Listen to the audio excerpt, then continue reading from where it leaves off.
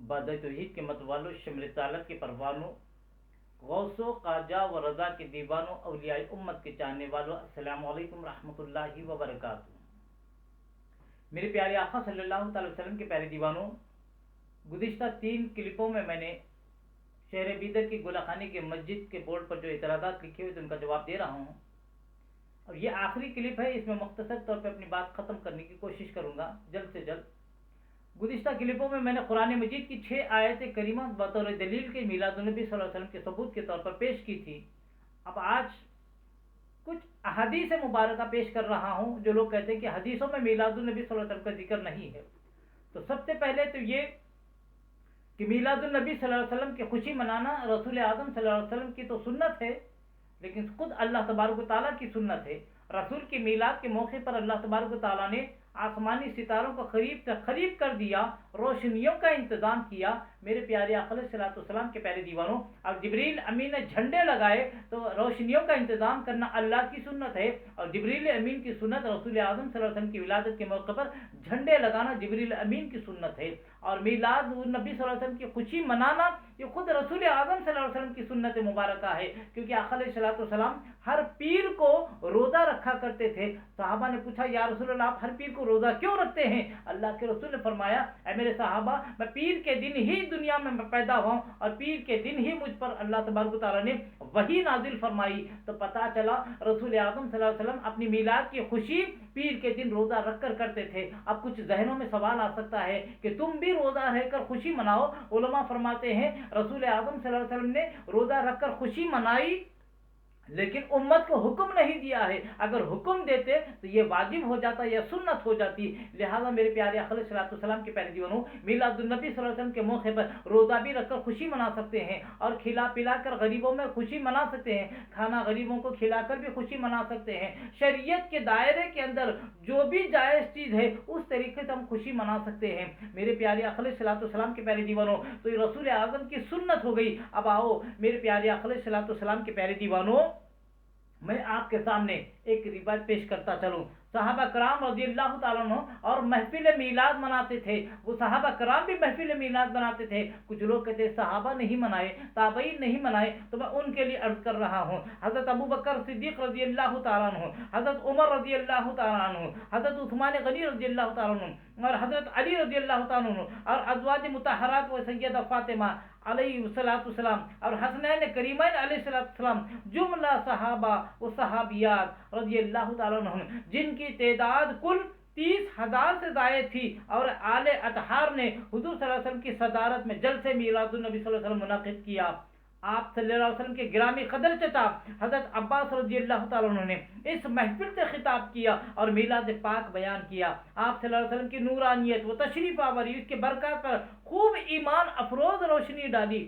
اس جلسے کا ذکر وہابیوں کے امام حافظ ابن کثیر نے البدایہ والنہایہ میں، اور تھانوی نے اشرف علی تھانوی صاحب نے نشر الطیب میں، اور غیر مقلد نے شمام عنبریہ میں بھی کیا ہے۔ میرے پیارے آقا علیہ الصلوۃ والسلام کے پیارے دیوانوں، یہ تو تھا صحابہ کرام کے خلفائے راشدین کے میلاد النبی صلی اللہ علیہ وسلم کے منانے کا ثبوت۔ اب یہاں سے اعتراض ختم ہو گیا کہ صحابہ میلاد کی خوشی میں نہیں منائے، تابعین خوشی نہیں منائے۔ اس میں آپ نے دیکھ لیا کہ کن کن نے میلاد النبی کی خوشی منایا ہے۔ میرے پیارے آقا علیہ الصلوۃ والسلام کے پیارے دیوانوں، اس کے علاوہ مواہب الدنیا اور مناسبت بالسنہ میں ہے کہ مسلمان ہمیشہ میلاد النبی صلی اللہ علیہ وسلم کی خوشی مناتے آ رہے ہیں، میلاد شریف منعقد کرتے آ رہے ہیں، جس کا واضح مطلب یہ ہے کہ حضرت امام اعظم، امام مالک، امام شافعی، امام احمد بن حنبل رحمۃ اللہ علیہ اور تمام تابعین اور ان کے متبعین میلاد شریف مناتے تھے، اور حضور صلی اللہ علیہ وسلم کا ذکر میلاد سنا کر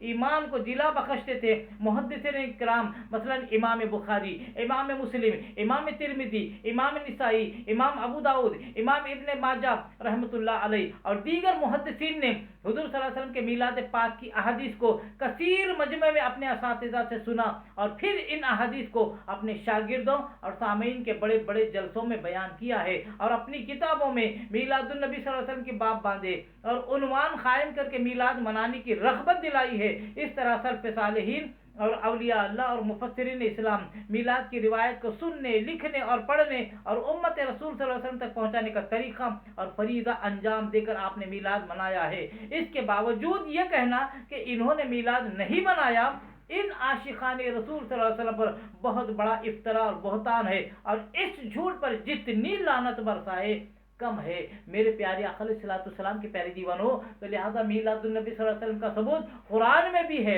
हदीस में भी है। खुद मीलादुन नबी सल्लल्लाहु अलैहि वसल्लम की सुन्नत मनाना रसूल की सुन्नत है, सहाबा की सुन्नत है, खुलफाए राशिदीन की सुन्नत है, ताबईन की सुन्नत, तबे ताबईन की सुन्नत है, मुहद्दिसीन की सुन्नत, बुजुर्गान दीन की, औलिया किराम की सुन्नत है।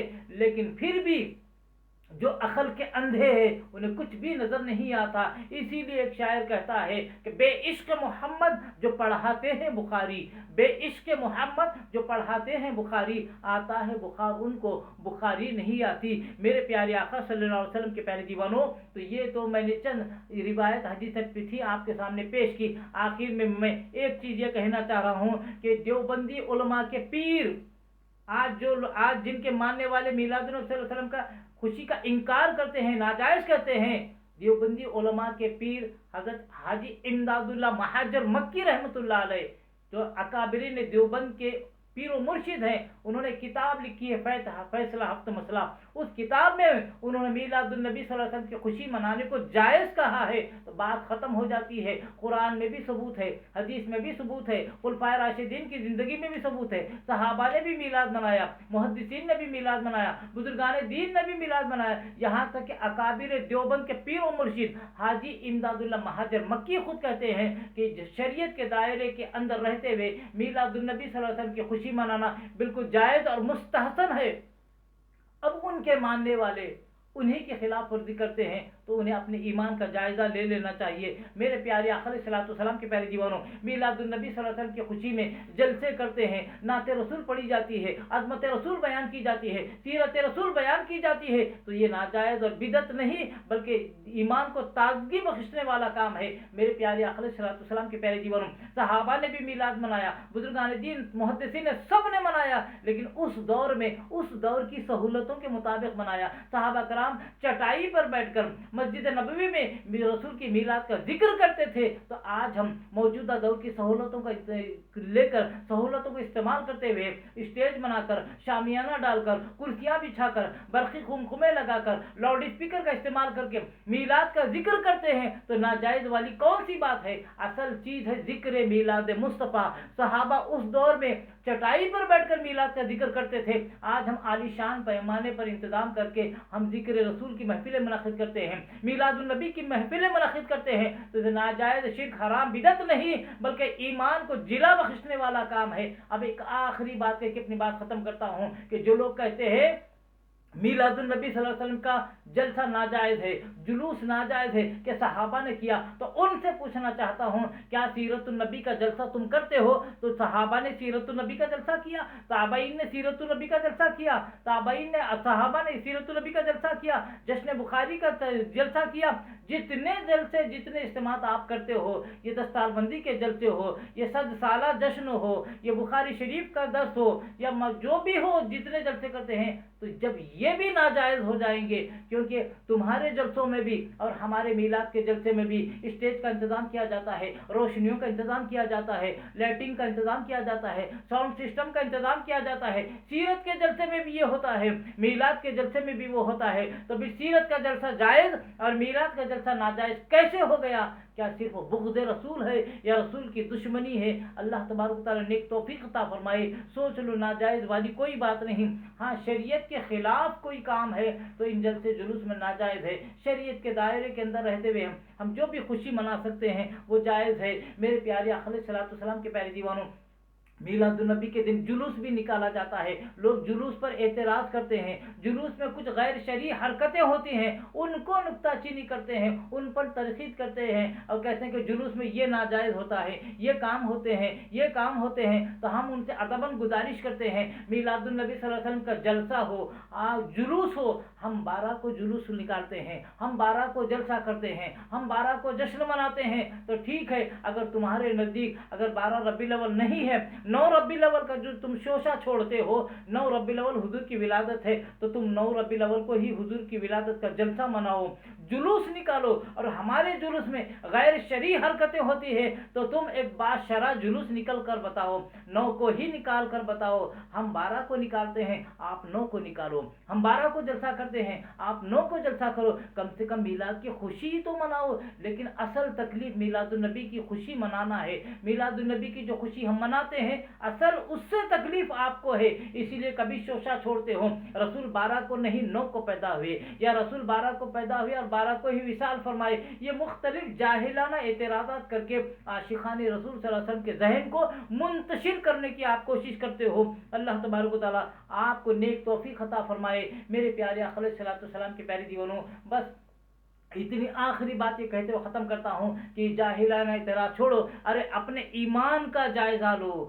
آج ہندوستان 15 اگست کو آزاد ہوتا ہے، اس دن خوشی مناتے ہو، گھر میں نکٹا چپٹا کالا گورا بچہ پیدا ہوتا ہے یا اس کی شادی ہوتی ہے، اس کی خوشی مناتے ہو، لیکن جس کی آمد کے صدقے میں اللہ نے کائنات بجھائی، اللہ نے میلاد کے صدقے میں زمین کا فرش بچھایا، آسمان کا شامیانہ لگایا، چاند و سورج کی قندیلیں سجائی، ستاروں کی کہکشاں سجائی، پہاڑوں کو بلندی عطا فرمائی، دریاؤں کو روانی عطا فرمائی، سمندروں کو طغیانی عطا فرمائی، ساری نعمتیں اللہ تبارک و تعالیٰ نے رسول کے صدقے میں پیدا کی ہیں، اور اس ہستی کی آمد کی خوشی ہم کیوں نہ منائے جس کے آنے کی وجہ سے ہمیں قرآن ملا ہے، جس کے آنے کی وجہ سے ہمیں ایمان ملا ہے، جس کے آنے کی وجہ سے نماز ملا، روزہ ملا، حج ملا، زکوٰۃ ملا، یہاں تک کہ اللہ کی پہچان ان کی آمد کی وجہ سے ہوئی۔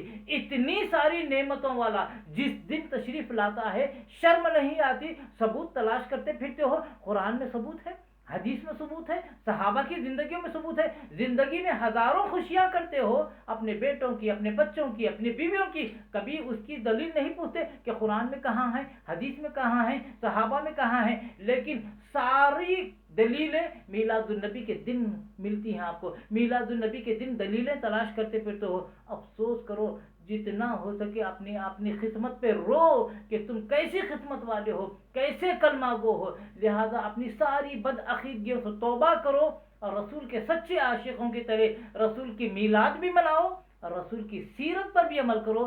اللہ تبارک و تعالیٰ دونوں جہانوں میں کامیابی کامرانی سے سرفراز فرمائے گا۔ اللہ تبارک و تعالیٰ سے دعا ہے کہ اللہ تبارک و تعالیٰ ہمیں عشق رسول میں جینے اور مرنے کی توفیق عطا فرمائے، رسول اعظم صلی اللہ علیہ وسلم کی سچی محبت نصیب فرمائے، اور ہر مسلمان کو شریعت کے دائرے کے اندر رہتے ہوئے اپنے رسول کی میلاد بھرپور طریقے سے منانے کی توفیق عطا فرمائے، اور زمانے کے ہر فتنے سے ہمیں بچنے کی توفیق عطا فرمائے، خاتمہ فرمائے تو ایمان پر خاتمہ عطا فرمائے۔ وما علینا الا البلاغ المبین۔ السلام علیکم ورحمۃ اللہ وبرکاتہ۔